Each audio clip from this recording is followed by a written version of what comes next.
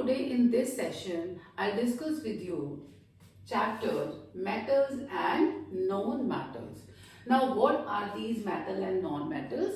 And in this chapter, we also discuss about physical properties of metals and chemical properties of metals. Now, today in this session, I'll discuss physical properties of metals and non-metal.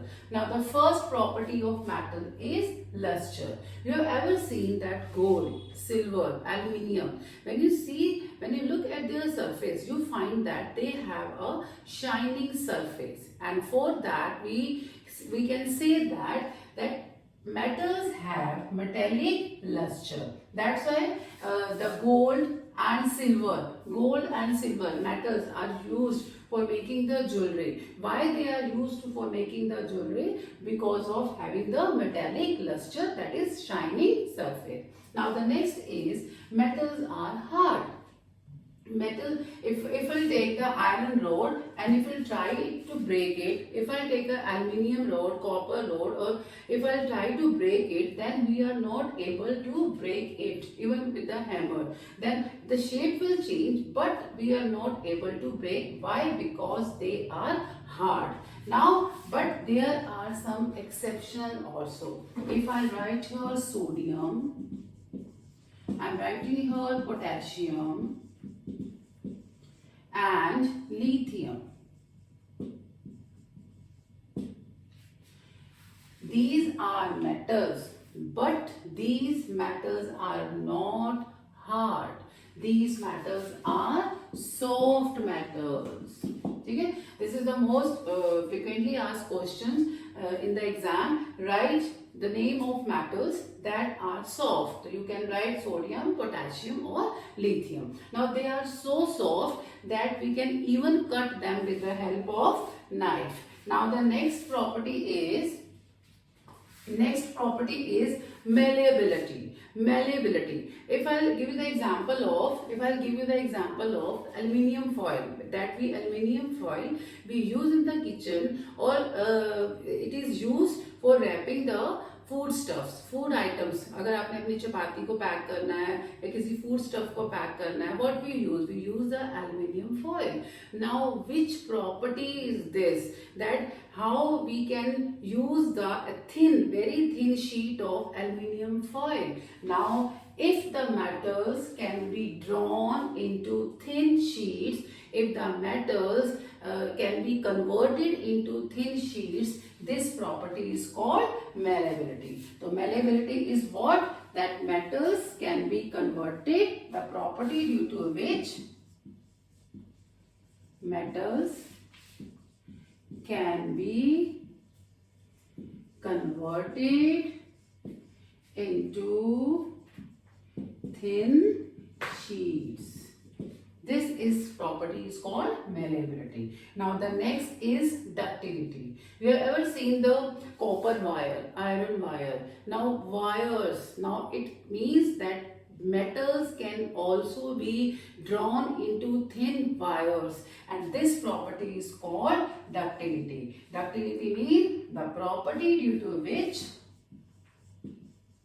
metals can be drawn, can be changed, can be drawn into thin wires. This property is called ductility. Now the metals are good conductor of heat. For example, if you will take an iron rod, for example, iron rod is there and you start heating it at one end. Then what happened? Then you feel that the other end will also become very hot. Why? Because metals can conduct heat and they are good conductor of heat. This is the next property. Due to this property, cooking utensils are made up of what? Are made up of metals. Now next is the good conductor of electricity. Now electricity wires are made up of metals. Why? Because metals are good conductor of electricity. Have you ever seen the electricity wire? The electricity wire is what? is covered with that plastic like material, and this plastic like material is called polyvinyl chloride, that is PVC. Now the copper wire is there, this is used for the electricity. Then copper wire is covered with the material called polyvinyl chloride, PVC. Have you ever think about why these wires are covered with these plastic like material? Why? Because metals are good conductor of what? Good conductor of electricity. Now the next property is sonorous. When we go to the temple, what we do? We will strike a bell and it will produce a ringing sound. Now the property due to which metals can produce ringing sound. They can produce sound. This property is called sonorous. The metals are sonorous. Here I want to give you the example of the metals that are good conductor of heat. Silver. Then it is copper. Silver and copper. These are two metals that are good conductor of heat. And if I write here mercury, if I write lead, now these two metals are what? These two metals are poor conductor of heat. Now this is again the question asked in the exams, that name two metals that are good conductor and poor conductor of heat. If you have a question good conductor of heat, you can write silver and copper. And first is the silver is very good conductor, then it is followed by copper, and the mercury and lead. These are the examples that are poor conductor of heat. Now if I say good conductor of electricity, again silver is a good conductor of electricity, then copper is again a good conductor of electricity. For the electricity fitting, we never use the silver wires because of their cost. Now that's why copper and aluminium wires are used for fitting of the electricity. Now metals are also having the next property. Metals are also having high melting and boiling point. Metals generally have high melting and boiling point, but the soft metals, sodium, potassium, and I am writing here the name of two metals. First is, I am writing here the name of two metals. First is gallium and then second is cesium. I am again repeating, gallium and cesium. These are the two metals that they are having very low melting point.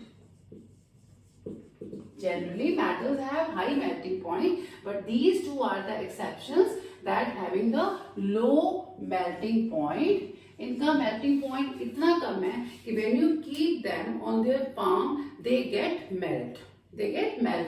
That's why they get melt on your palm even because of the low melting point. And the next is, if their metals are hard, and it means they have higher density as well as they have high tensile strength. Tensile strength means they can carry the heavy load without breaking. These all are the properties of metals. Now if you have to compare the properties of metals and non-metals. If I write here about the non-metals. Now these properties are of metals. If I have to compare it with the non-metals, if the metals have luster. Now first we will learn about the example. If I write here the carbon, if I write here the sulfur, oxygen, nitrogen, chlorine, bromine, iodine, what are these? These are what? These are non-metals. Now first If the metals have a metallic luster, the non-metals have no luster, they have dull appearance.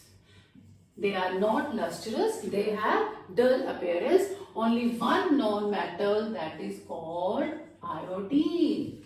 Iodine. This iodine non-metal is having the luster, having the shine. If I say metals are hard, non-metals are not hard. They are brittle. Non-metals are brittle, that when you try to break them, they will break. They are not hard. But there is one again exception, that is diamond. Diamond is the non-metal and it is the hardest substance known. This is what? This is non-metal, but it is very hard. Why it is hard? Because diamond, it consists of what? Carbon. In the diamond, one carbon is attached to 4 other carbons in a 3-dimensional structure, and this makes the diamond very hard. But it is an example of the non-metal that is the hard. Why it is hard? Due to the arrangement of carbon, and carbon is what? Carbon is non-metal. Next is malleability. Metal can be drawn into thin sheets, but non-metals are